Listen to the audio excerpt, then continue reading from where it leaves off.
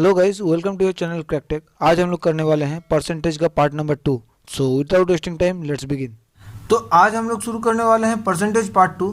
आज थोड़ा सा टफ सवाल लेंगे।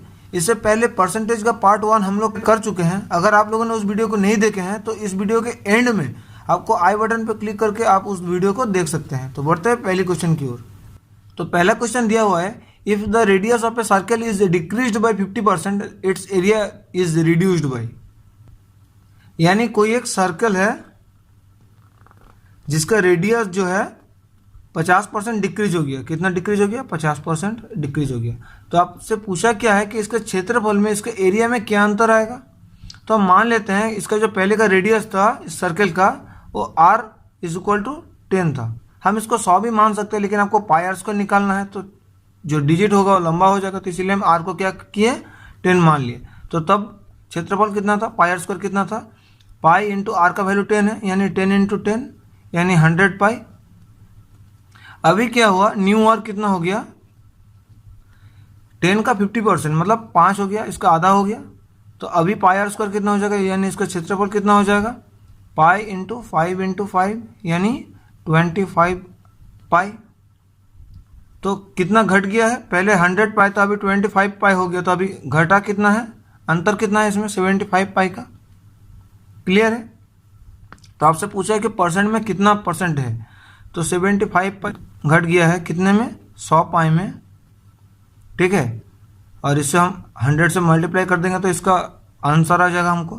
पाई पाई कट जाएगा, 100 कट जाएगा, मतलब इसका क्षेत्रफल जो है 75% डिक्रीज हो गया। ये हो जाएगा आपका आंसर। बढ़ते अगले क्वेश्चन की ओर। नेक्स्ट देखिए, the population of a town is 18,000. It increases by 10% during the first year and by 20% during the second year. The population after 2 years will be. इसका मतलब क्या है? कोई एक टाउन है जिसमें 18,000 पॉपुलेशन है। आपसे बोला क्या है कि पहले साल में 10% इंक्रीज हो गया। तो 18,000 का 10% कितना हो जाएगा? 1800 हो जाएगा। इतना इंक्रीज हो गया है। और उसके बाद क्या बोला है? दूसरे साल यानी 20% इंक्रीज हो गया है। तो अब देखिए 20% इंक्रीज हो गया, इसका मतलब क्या है? 18,000 का 20% तो इंक्रीज होगा ही, साथ ही ये जो 1800 पहले साल में इंक्रीज हुआ था उसका भी 20% इंक्रीज होगा। क्लियर है यहाँ तक? तो 18,000 का 20% कितना होता है? देखिए 18,000 का 10% अगर 1800 होता है तो 20% कितना हो जाएगा? 3600 हो जाएगा। क्लियर है? और 1800 का 20% कितना होगा? 1800 का 10% 180, तो उसका 20% 360 यानी प्लस 360। तो दूसरा साल में कितना इंक्रीज हुआ है? 3,960। पहला साल में कितना इंक्रीज हुआ है? 1800। तो कुल मिला के कितना हो जाएगा? 5760। क्लियर है? तो आपसे पूछा है कि 2 साल के बाद कितना होगा। तो पहले कितना था? 18,000 था, और 2 साल बाद कितना इंक्रीज हो गया है? 5,760। तो कितना आंसर हो जाएगा आपका? 23,760 हो जाएगा आपका आंसर। बढ़ते अगले क्वेश्चन की ओर।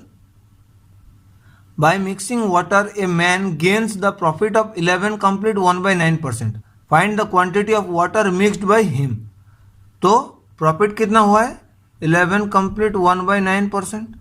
तो आपको हम क्या बोले कि परसेंट को फ्रैक्शन में कन्वर्ट करने के लिए आपको क्या करना पड़ता है? डिवाइडेड बाय 100 करना पड़ता है। ये हम पहले वीडियो में आप लोगों को बता चुके थे। तो इसका अगर हम कंप्लीट फ्रैक्शन करेंगे तो क्या आ जाएगा? 100/9। और आपको परसेंट से फ्रैक्शन में बदलने के लिए इंटू 100 आपको डिवाइड करना पड़ेगा नीचे। तो 100 कट जाएगा, तो कितना हो जाएगा ये? 1/9। तो यही हो जाएगा आपका आंसर कि 1/9 जो है उसने मिक्स्ड किया था, मतलब उसने 9 यूनिट पे 1 यूनिट मिक्स किया है। बढ़ते अगले क्वेश्चन की ओर। Mohan's expenditure and saving in the ratio of 4:1. His income increases by 20%. If his saving increases by 12%, by how much percent should his expenditure increases? मतलब मोहन का एक्सपेंडिचर और सेविंग का रेशियो आपको बता दिया गया है। एक्सपेंडिचर इज टू सेविंग कितना दे दिया गया आपको? 4:1। तो आप देखिए एक्सपेंडिचर और सेविंग ये दोनों को मिला के क्या होता है? उसका इनकम होता है।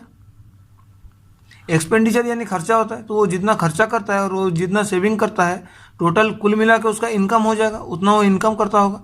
तो उसका इनकम कितना हो जाएगा? 4 और 1 मतलब 5 हो जाएगा। अगर 4 उसका एक्सपेंडिचर होगा, एक उसका सेविंग होगा, तो 5 इनकम करता होगा। ठीक है, क्लियर है यहाँ तक।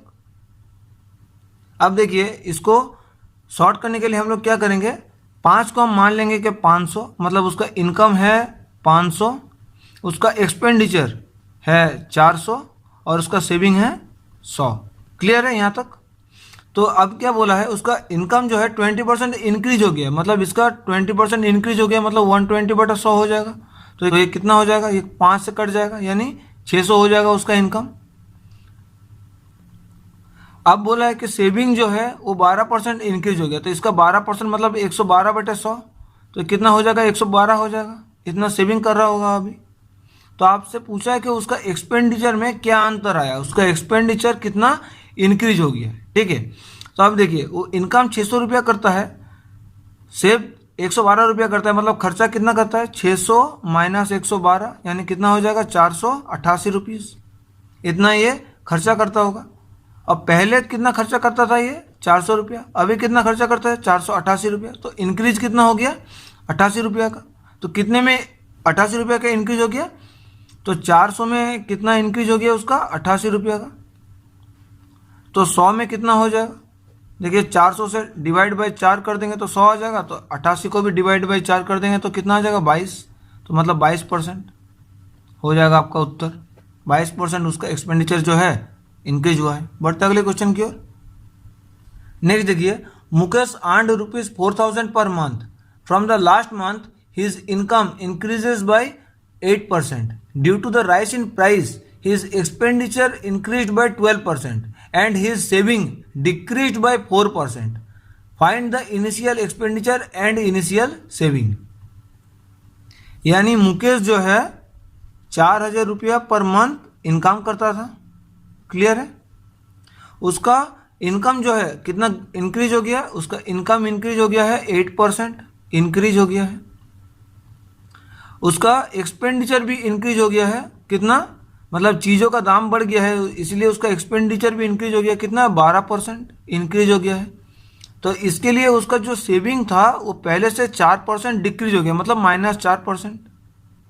क्लियर है, इसको हम लोग एलिगेशन एंड मिक्सचर वाला फॉर्मूला से करेंगे, एकदम आसानी से आपका आंसर जो है निकल जाएगा। देखिए यहाँ पर लिखते हैं एक्सपेंडिचर और यहाँ पर लिखते हैं सेविंग। एक्सपेंडिचर उसका कितना था, 12% इंक्रीज हो गया है,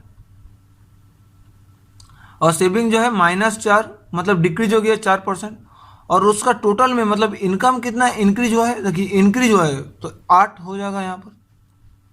तो अब हम लोग क्या करेंगे, इससे इसको माइनस करेंगे और यहाँ पर लिखेंगे, और इससे इसको माइनस करेंगे और यहाँ पर लिखेंगे, तो ये हो जाएगा उसका एक्सपेंडिचर और सेविंग का रेशियो जो आपको निकालने बोला है। ठीक है, तो 12 से 8 माइनस करेंगे तो 4 आ जाएगा, और 8 से -4 माइनस करेंगे तो कितना हो जाएगा, 8 माइनस -4 मतलब 8 + 4 12 हो जाएगा।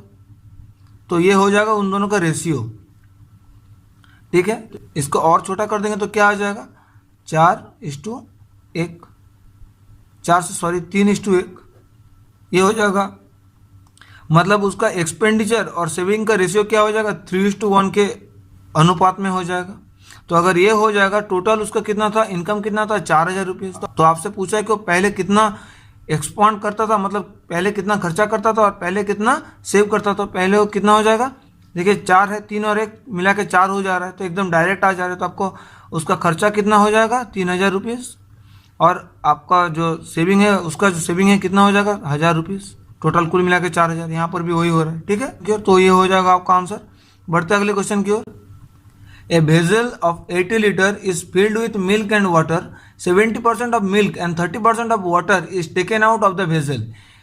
It is found that the vessel is vacated by 55%. Find the initial quantity of vessel. इसको भी वही तरीका से करेंगे हम लोग। ठीक है, तो आपको वेजल का जो कैपेसिटी है वो दे दिया गया, कितना, वेजल का कैपेसिटी दे दिया गया है 80 लीटर। क्लियर है, तो आपसे बोला क्या है कि उसमें से 80 लीटर में से 70% मिल्क और 30% वाटर जो है उठा लिया गया है। ठीक है, और बाद में ये देखा गया कि वेजल का जो है 55% ही खाली हुआ है। तो आपसे पूछ रहा है कि उसमें वाटर का परसेंटेज कितना था। तो वेजल में क्या क्या था, एक तो मिल्क था और दूसरा वाटर था। मिल्क कितना उठाया है 70%, वाटर कितना उठाया है 30%, और कुल मिलाकर जब भेजल खाली हुआ तो कितना खाली हो गया है 55%। क्या करेंगे, इससे इसको माइनस करेंगे, यहाँ लिखेंगे, इससे इसको माइनस करेंगे और यहाँ लिखेंगे, और दोनों हो जाएगा रेशियो। क्लियर है? तो 70 से 55 माइनस करेंगे तो क्या आ जाएगा 15, और 55 से 30 माइनस करेंगे तो 25, मतलब ये हो जाएगा रेशियो। तो इसको 5 से अगर काट देंगे तो कितना हो जाएगा 5:3, ये हो जाएगा रेशियो। मतलब उस वेसल में 5:3 के अनुपात से मिल्क और वाटर था। क्लियर है? अब देखिए आपसे पूछा क्या है कि वाटर कितना था, तो वाटर कितना था 3 था। कितने में 5 और 3 8 में 3 था, लेकिन आपको कैपेसिटी दिया हुआ है 80 लीटर था, तो 80 लीटर में कितना था मिल्क, 8 से ये कट जाएगा 10, यानी आपका क्या आंसर हो जाएगा 30 लीटर आंसर हो जाएगा। बढ़ते अगले क्वेश्चन की ओर। नेक्स्ट सवाल देखिए, in a certain camp 20% of the boys are from Maharashtra state and 30% of those are from Bombay city. If there are 49 boys in the camp who are from Maharashtra state but not from Bombay city, what is the total number of boys in the camp? मतलब कोई एक camp था, ठीक है, जहां पर उस camp में महाराष्ट्र से कितना आया था 20% लड़का आया था। हम मान लेते हैं कि कैंप में टोटल 100 लड़का था, तो महाराष्ट्र से कितना आया होगा 20 लड़का आया होगा। और आपसे क्या बोल रहा है कि उसमें से 30% of those are from Bombay city, तो महाराष्ट्र के अंदर है बॉम्बे सिटी, तो बॉम्बे से भी कितना आया है 30%, मतलब इसका 30%, तो इसका 30% क्या आ जाएगा इंटू 30/100, यानी 6 जन। ये कहाँ से आया, बॉम्बे से आया। ठीक है, तो महाराष्ट्र से आया 20 और बॉम्बे से कितना आया 6 जन उसी में। ठीक है, तो अदर सिटी से कितना आया, महाराष्ट्र स्टेट का अदर सिटी से कितना आया 20 - 6, यानी 14 जन आया है अदर सिटी से। डेटा में आपको क्या दिया गया हुआ है कि ये 14 नहीं है, देखिए क्या दिया गया हुआ है, if there are 49 boys in the camp who are from Maharashtra but not from Bombay city, मतलब ये 14 की जगह आपको क्या दिया गया है 49। तो आपसे पूछा क्या है कि टोटल कितना लड़का था, मतलब 100 का वैल्यू आपको निकालना है। तो आपका 14 का वैल्यू दे दिया है कितना 49, मेरा 14 आ रहा था, वहाँ पर 49 दिया हुआ है, तो 14 का वैल्यू 49 है, तो 100 का वैल्यू कितना हो जाएगा, यही मेरा आंसर हो जाएगा। तो 100 का वैल्यू कितना हो जाएगा 49/14 × 100, तो 7 से ये कट जाएगा 7 से 2 और 2 से 50, मतलब 7 × 50 350।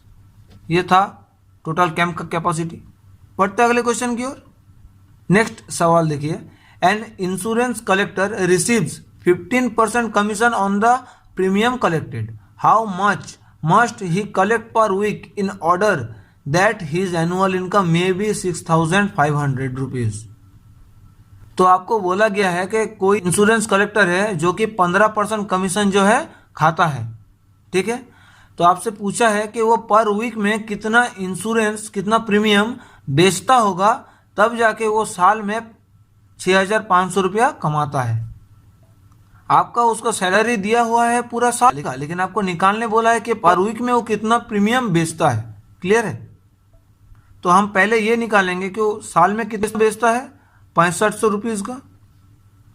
तो एक साल में कितना हफ्ता होता है 52 वीक होता है, तो ये एक हफ्ते में कितना कमाया होगा 6500 बाई 52, 13 से कट जाएगा, ये 13 4 13 5 यानी 500 हो जाएगा, मतलब 500/4 यानी 125 रुपीज़ वो हफ्ते में कलेक्ट करता है। क्लियर है? और आपसे क्या बोला है कि वो 15% कमीशन खाता है, मतलब 100 रुपीज़ का अगर वो प्रीमियम बेचता है तो 15 रुपीज़ ही वो इनकम करता है। और यहाँ पर वो इनकम कितना किया है हफ्ते में 125 रुपया का, तो 15 रुपया वो कमाता है जब वो 100 का प्रीमियम बेचता है।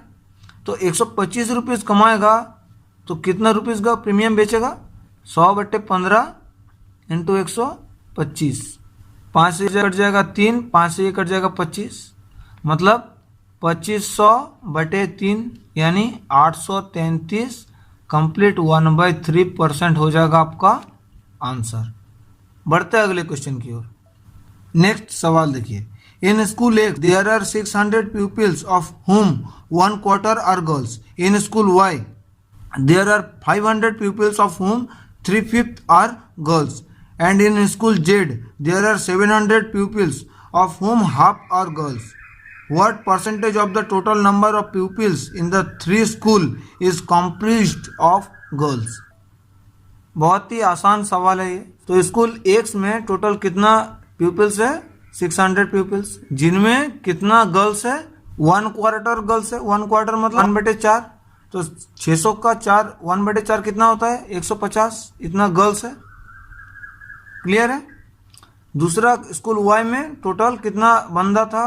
500, टोटल 500 लड़का था, और इनमें से 3/5 जो है वो गर्ल्स, मतलब फिर कितना हो जाएगा? 500 इंटू 3/5 यानी 300। और स्कूल जेड में टोटल 700 स्टूडेंट था, जहाँ पर आधा जो है गर्ल्स था, मतलब आधा यानी 700 का आधा 350 जन।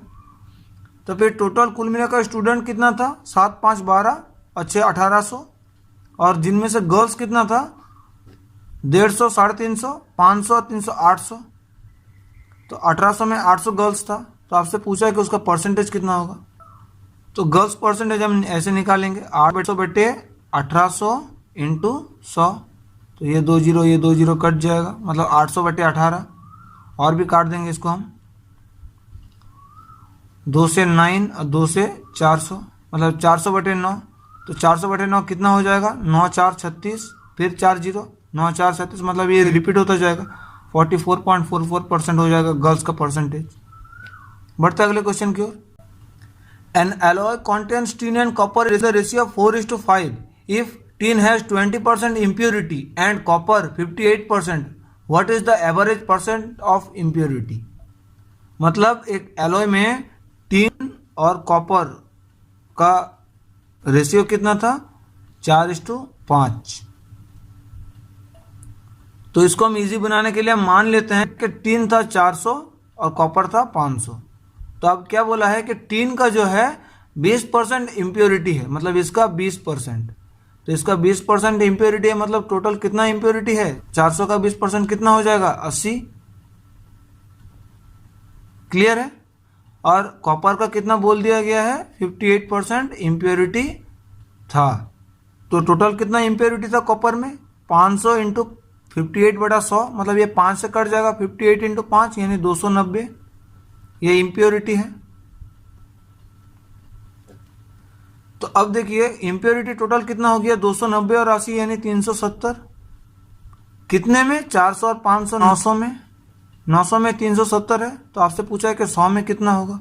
परसेंट पूछा है, तो 370/9 हो जाएगा। यही हो जाएगा आपका आंसर। तो ये कितना हो जाएगा? 9 4 36, 1 0, 9 1 9, फिर ये कंटिन्यू होता रहेगा। ये हो जाएगा आपका आंसर। बढ़ते अगले क्वेश्चन की ओर।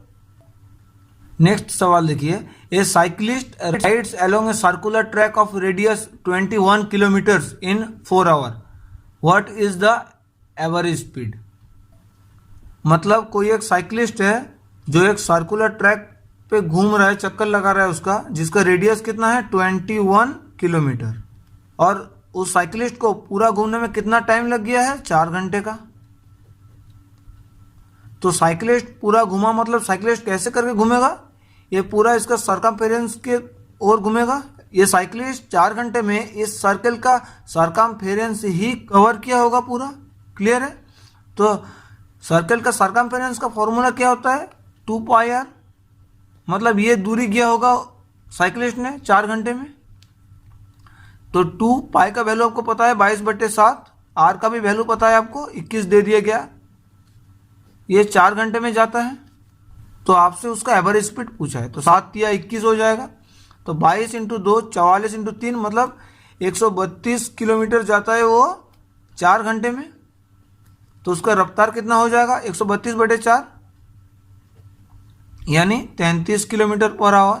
ये हो जाएगा आपका आंसर।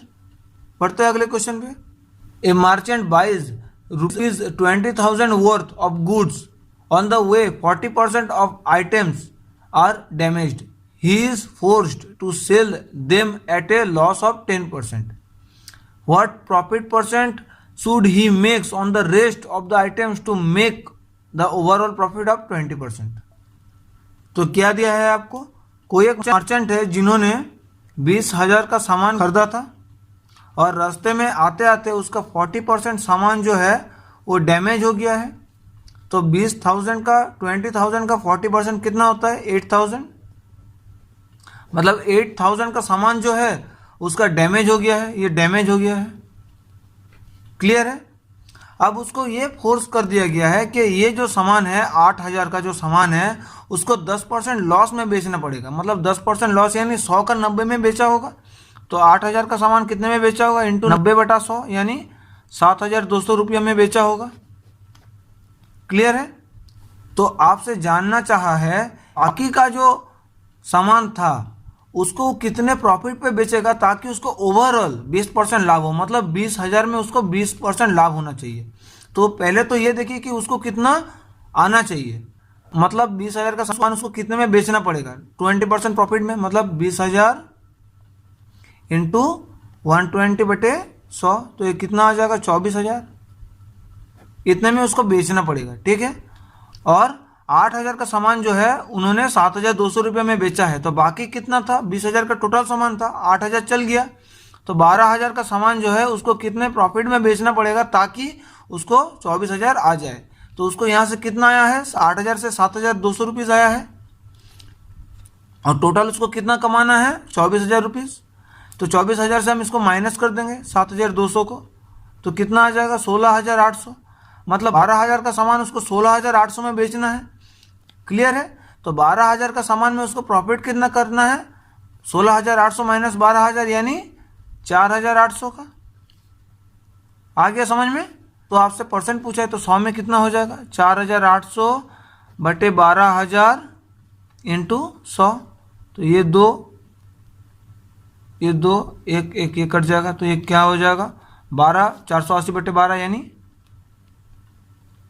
40%। तो बाकी का सामान जो है उसको 40% लाभ में बेचना पड़ेगा, तब जाके उसको ओवरऑल कितना प्रॉफिट हो जाएगा, 20% प्रॉफिट हो जाएगा। क्लियर है। बढ़ते अगले क्वेश्चन पे।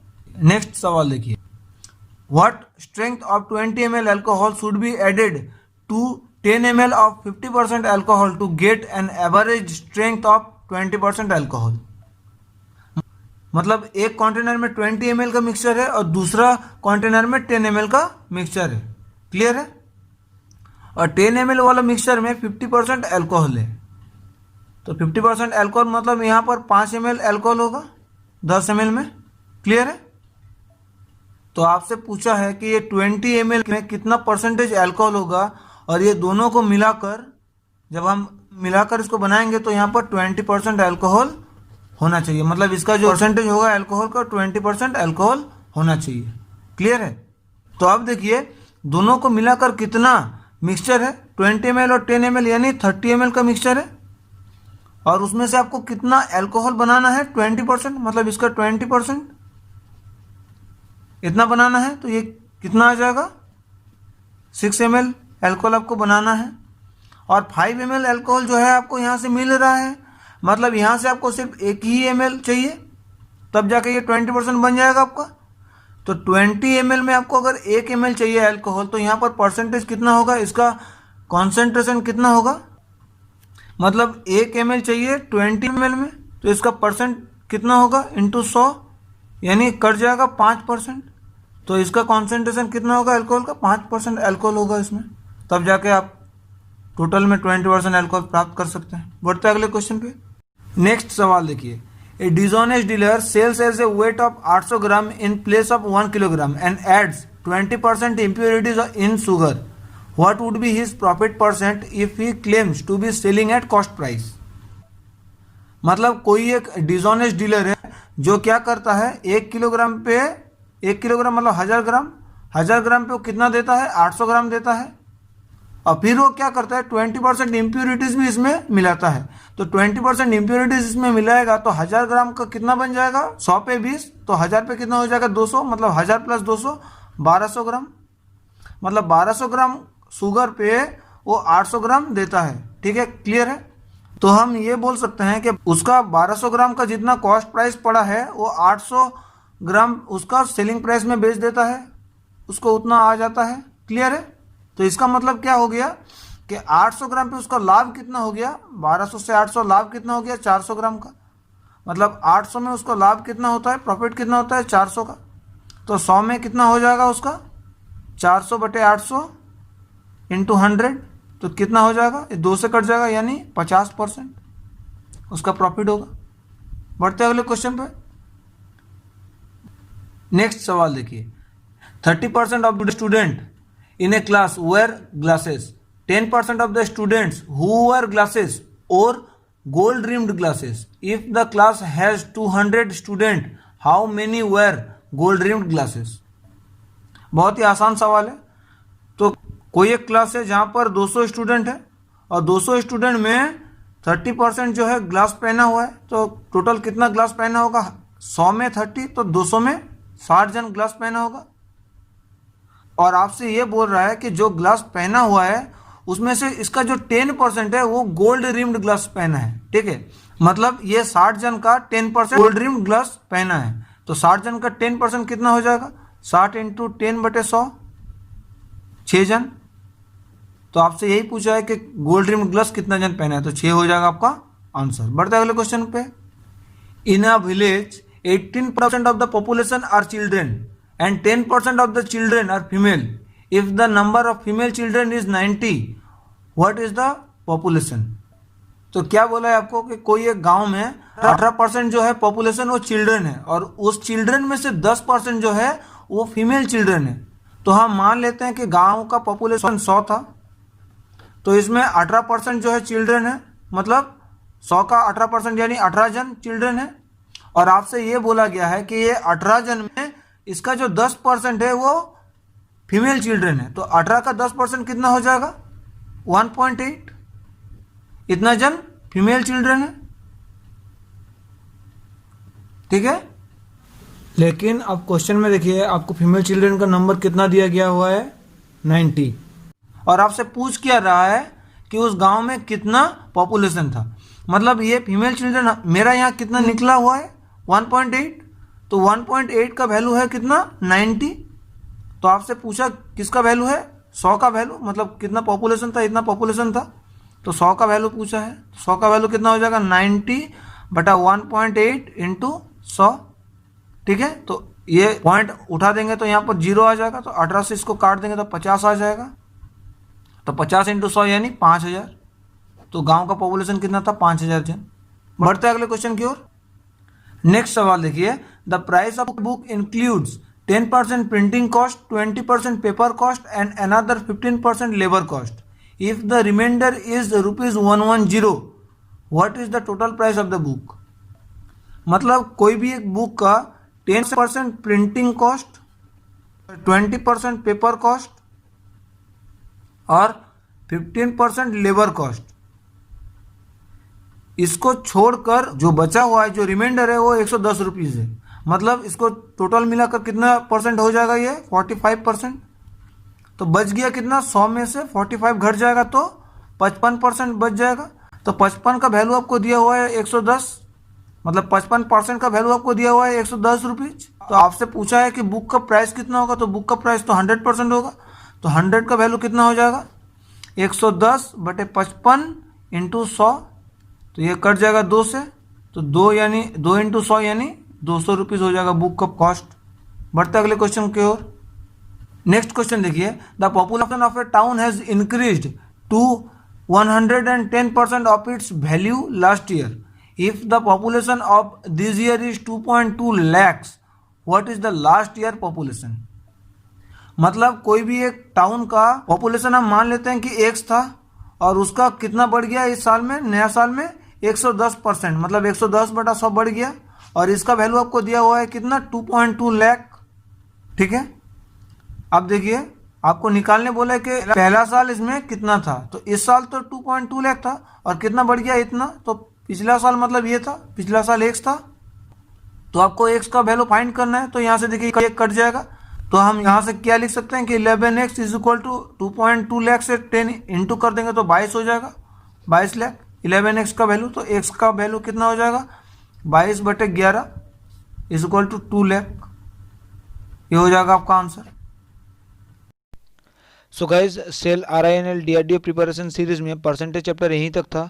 इससे पहले परसेंटेज पार्ट 1 अगर आप लोगों ने नहीं देखे हैं तो वीडियो के ऊपर आई बटन में क्लिक करके आप उस वीडियो को देख सकते हैं।